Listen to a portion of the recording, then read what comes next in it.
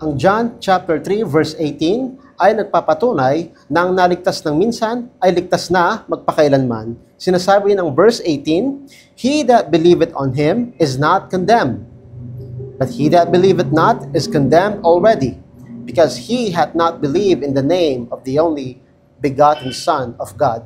Ang mga sumampalataya kay Kristo, wala nang hatol sa kanila. Kapag sumampalataya kay Kristo, wala ka ng pananagutan para mapunta sa impyerno.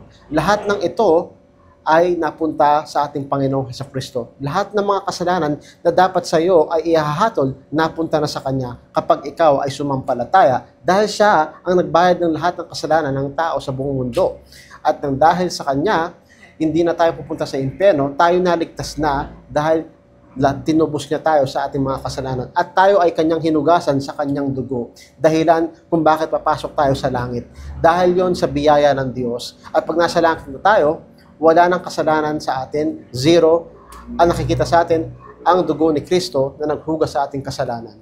Pero kapag ang tao hindi sumampalataya kay Kristo, pananagutan niya ang kanyang mga kasalanan na kanyang ginawa at siya ay mahahatulan at siya ang kanyang hatol sa impyerno.